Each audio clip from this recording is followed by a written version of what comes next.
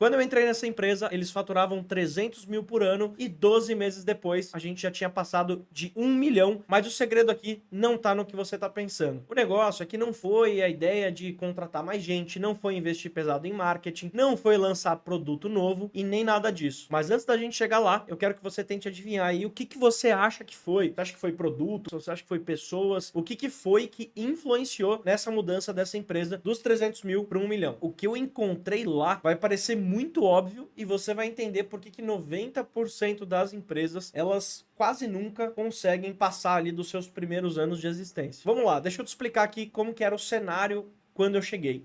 Essa empresa, uma empresa de marketing de conteúdo, essa empresa no geral, eles tinham um produto bom, eles tinham uma equipe boa, só que eles estavam simplesmente travados ali nos 300 mil reais por ano, quando não um pouco menos do que isso. E assim, para quem tem empresa, sabe que 300 mil por ano é um valor extremamente pequeno, porque você tem que pagar equipe, tem que pagar imposto. Isso aqui não é nem estado de sobrevivência, isso aqui é simplesmente estado de você tendo a empresa sangrando ali e tendo que tirar muitas vezes dinheiro do bolso, dinheiro que estaria indo para tua casa, para tua família, para colocar dentro da empresa. E aí vem o clássico problema que todo mundo via, né? Quando eu perguntei pro diretor qual que era o nosso principal problema, qual que era a nossa principal questão ali que a gente não conseguia crescer, era que ele simplesmente dizia que a gente precisava vender mais. O velho clássico, né? Todo mundo sabe que você precisa vender mais. Só que isso, ao invés de ser um diagnóstico, é simplesmente um sintoma. E aí eu comecei a investigar um pouquinho, perguntar pro time, entender o que cada um achava ali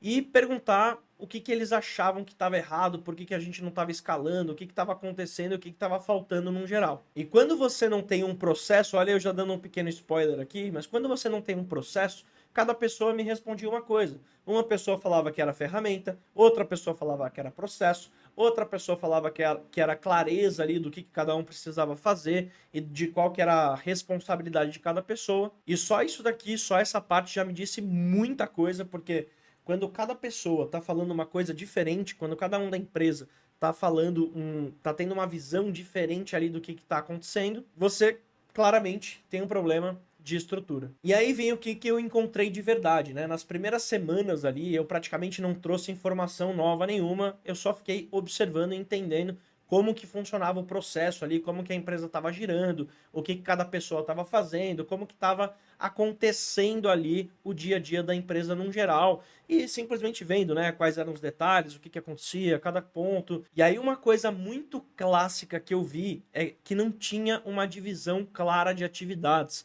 E isso é uma das piores coisas que pode acontecer, porque quando você não tem uma divisão clara, quando chegava alguma demanda, simplesmente quem estava disponível ali na hora, ou alguém pegava e ia responder a demanda, não interessava quem era, não interessava qual que era o tipo de demanda, quando dentro dessa empresa você tinha dois tipos de clientes diferentes, né?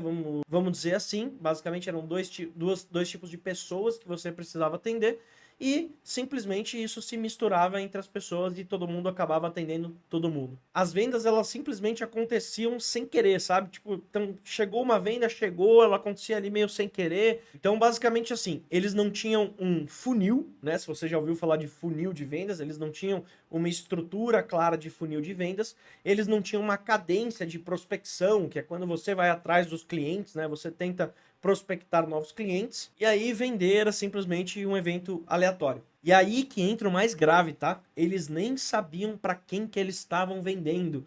Eles não sabiam o que que era uma coisa que a gente chama de ICP, ou traduzindo para o português, que é o PCI, que é o perfil de cliente ideal. Num geral, eles estavam atendendo qualquer tipo de empresa que pagasse, empresa pequena, empresa média, empresa grande, empresa do segmento A, do segmento B, do segmento C, e isso é um grande problema quando você quer escalar a sua operação. Esse último ponto que eu te falei aqui, que é do perfil de cliente ideal, guarda ele, que daqui a pouco a gente vai falar um pouquinho mais sobre ele, e aí você vai entender e vai fazer sentido aí na sua cabeça. Então vamos lá, basicamente aqui o que eu te falei foi o diagnóstico, mas isso aqui foi só o começo. Porque quando eu comecei a mostrar para as pessoas o que estava acontecendo, a reação não foi nem um pouco, na verdade, eu ia dizer que não foi como eu esperava, mas não foi nem um pouco como eu esperava. Foi completamente o oposto. Tem uma coisa que eu sempre ouço também, que é principalmente assim, eu já pensei em colocar isso, eu já tentei colocar isso na minha equipe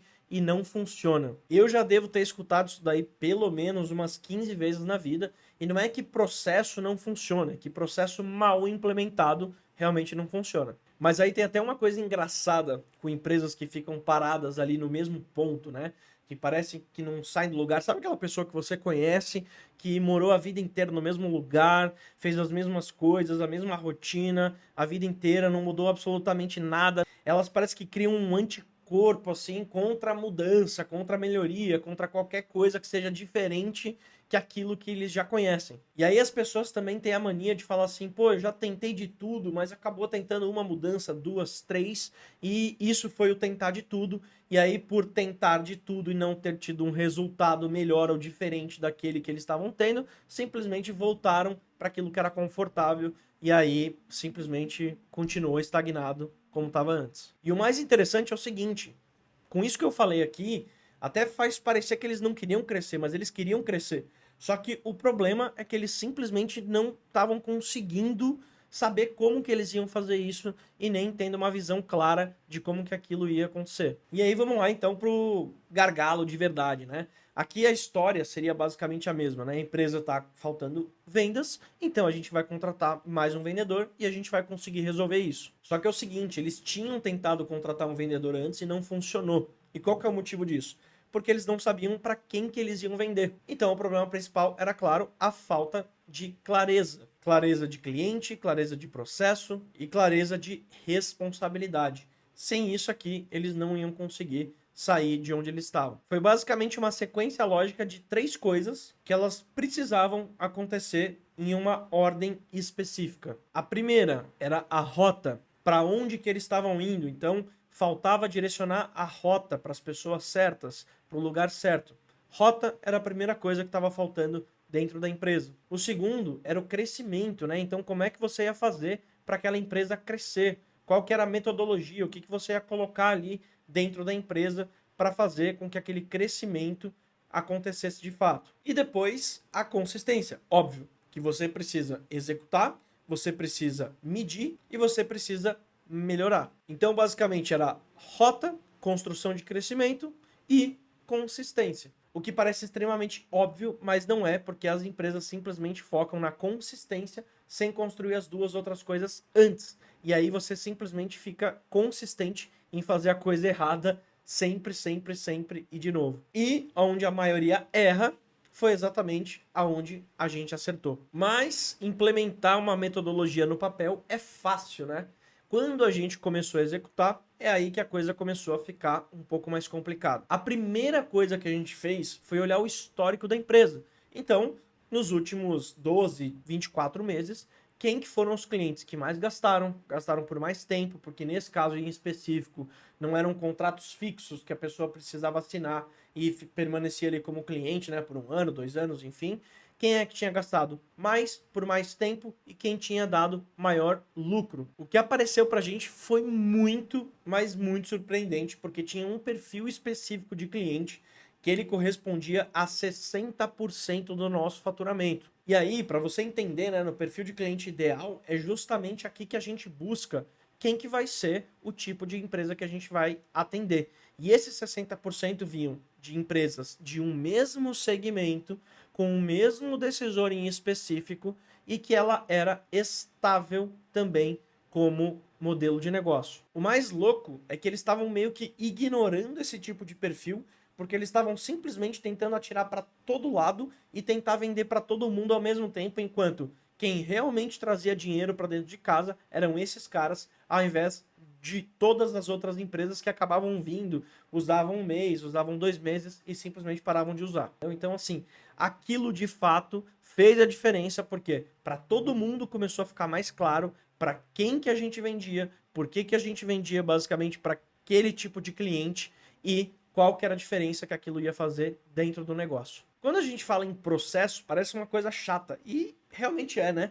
Porque processo, ele significa meio que você pegar uma responsabilidade, uma coisa que você precisa pegar e fazer todos os dias, semanas e meses ali e fazer aquilo ficar consistente. Mas no fim das contas, esse processo ficou muito mais simples do que você imagina aí do outro lado, porque assim, a gente simplesmente definiu quem é que ia prospectar, quem é que ia fazer a venda e quem que ia fazer o onboarding da plataforma. O onboarding é você apresentar como que a plataforma funciona basicamente. Ao invés de todo mundo simplesmente fazer tudo, a gente só pegou as pessoas que eram melhores em cadeiras específicas e colocou elas lá, ao invés de deixar todo mundo fazendo tudo como estava antes, que era uma verdadeira bagunça. Ah, a gente montou também uma cadência de prospecção, que se você não sabe o que é isso, é basicamente o seguinte, é eu ir atrás do cliente, mas de forma cadenciada, né? Então eu coloco ali que no dia 1 eu vou mandar um e-mail para aquele cliente, no dia 2 eu vou tentar ligar, no dia 3 eu vou mandar um WhatsApp, no dia 4 eu vou mandar uma mensagem no LinkedIn. Então logo ali no segundo, terceiro mês de execução eu comecei a perceber que as reuniões de vendas